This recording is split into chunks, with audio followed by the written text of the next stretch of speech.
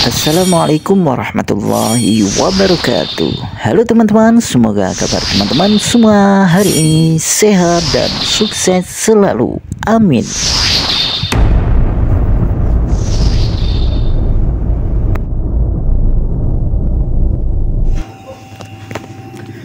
Baik teman-teman, jumpa kembali di kesempatan video kali ini. Kami sedang melakukan perbaikan kulkas freezer, di mana kulkas ini sebelumnya sudah kita lakukan perbaikan belum lama, 2-3 hari yang lalu.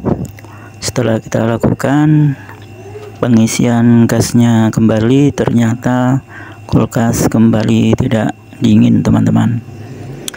Kemarin kita curigai di bagian kondensor bagian bodinya yang bocor, dan kita lakukan pemotongan jalur. Ternyata kulkas kembali tidak dingin teman-teman. Oke teman-teman, dan untuk melakukan perbaikan ini kita lanjutkan pencarian di bagian evaporatornya, dimana kita curigai ada suara mendesis atau seperti angin yang keluar di bagian evaporatornya. Oke teman-teman, hampir 1 jam kita lakukan pencarian ini, tapi belum membuahkan hasil, dan kita harus sabar.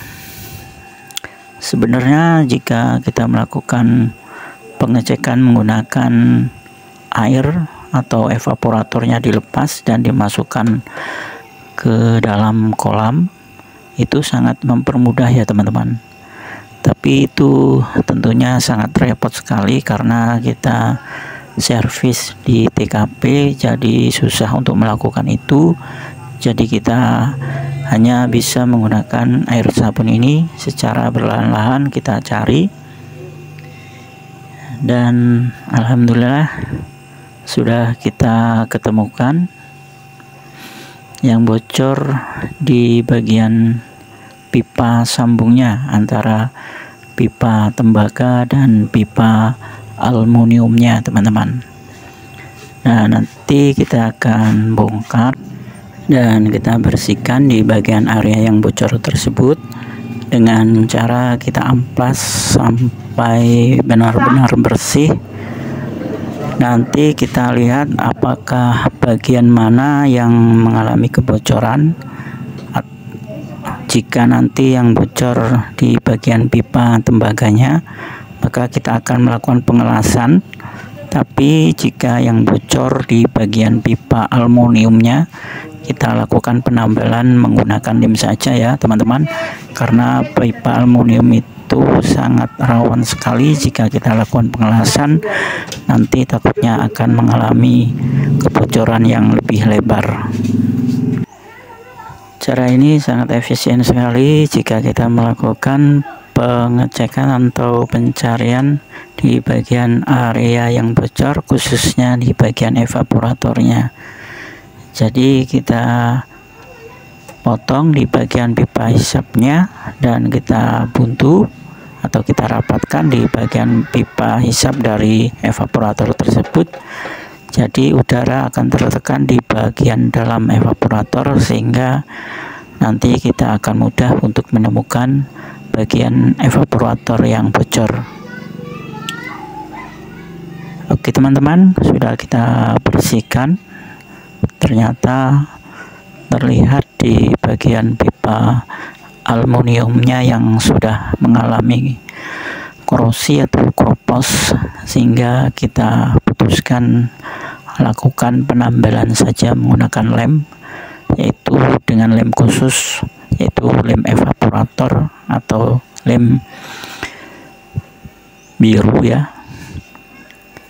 Dan nanti kita akan tambahkan menggunakan lem steel untuk memperkuat bagian luarnya, jadi agar tidak mudah gampang bocor kembali atau tidak mudah retak jika terjadi pergerakan di saat kita melakukan pemasangan evaporatornya kembali.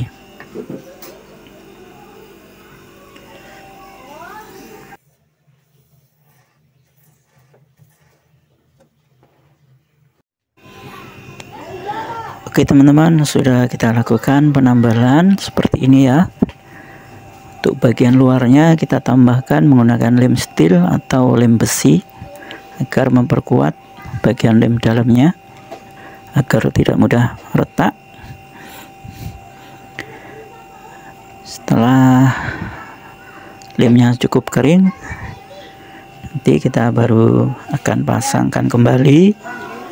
Oke kawan-kawan, sudah kita lakukan pemasangan kembali bagian evaporatornya dan sudah kita sambungkan kembali bagian pipa hisapnya dan pipa kapilernya yang telah kita lepas tadi.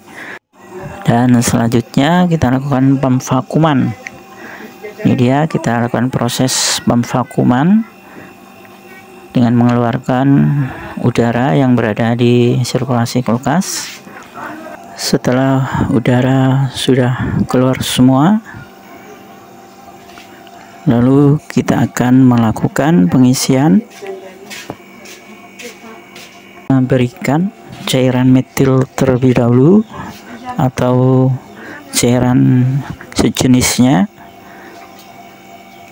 agar sirkulasi nanti ketika kita melakukan pengisian,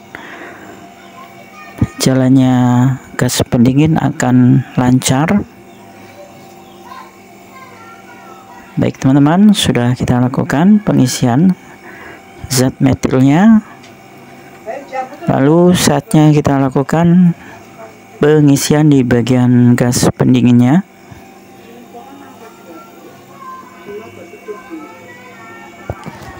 Sambil menunggu sejenak, kulkas kita matikan untuk memasukkan bagian cairan tersebut. Kurang lebih 1 menit baru kita akan hidupkan kembali untuk bagian kulkasnya. Setelah itu tunggu kembali sejenak, kurang lebih 15 detik untuk memastikan udaranya bersih kembali. Dan setelah itu baru kita lakukan pengisian.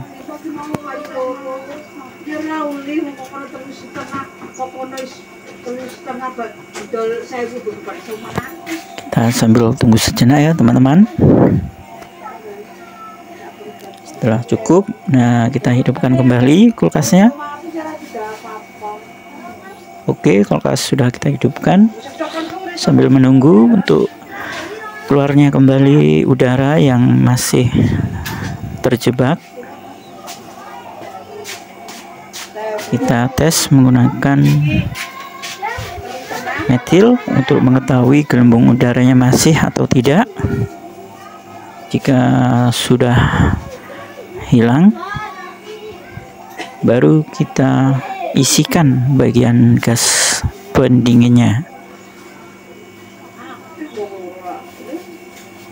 Oke, sudah tidak keluar lagi untuk gelembung udaranya. Kita langsung saja lakukan pengisian ya teman-teman. Langsung saja kita lakukan pengisian.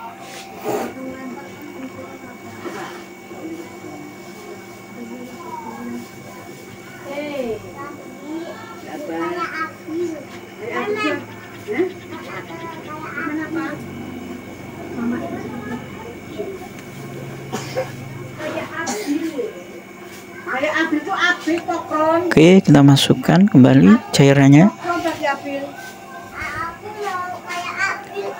dan langsung kita buka keran bagian manifolnya dan langsung kita isikan saja untuk gasnya.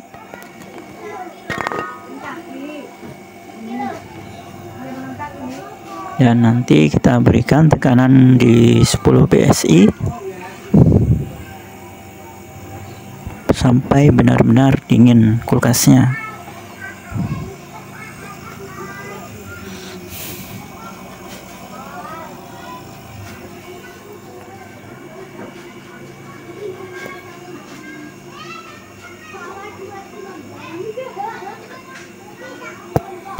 Oke, sudah kita buka dan kita biarkan sejenak ya teman-teman untuk gasnya agar keluar. Jadi udaranya benar-benar bersih atau keluar semua, kedorong dengan gasnya. Sisa-sisa udara yang ada di dalam nanti otomatis akan terdorong oleh gas yang dimasukkan. Setelah kiranya sudah cukup, lalu kita rapatkan atau kita tekan menggunakan tang. Nah, kita biarkan sampai kondensornya terasa panas. Setelah kondensor sudah terasa panas, baru kita cek untuk bagian evaporatornya. Jika terdengar suara gemericik seperti air, itu menandakan ada proses perputaran freon atau sirkulasinya lancar ya teman-teman. Oke teman-teman, sudah kita lakukan pengisian. Alhamdulillah kulkas sudah bisa normal dengan sirkulasi yang lancar.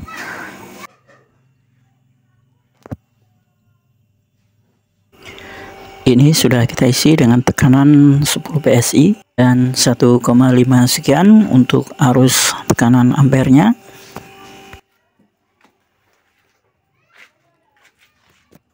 Dan coba kita lihat di bagian evaporatornya atau di bagian freezernya. Oke, sudah bersalju ya teman-teman. Sudah lengket di bagian evaporatornya.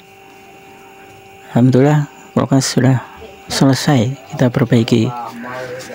Oke teman-teman, demikianlah tutorial cara mengatasi kulkas bocor di bagian evaporatornya, dan sampai jumpa kembali di video kami selanjutnya. Kami akhiri, wassalamualaikum warahmatullahi wabarakatuh.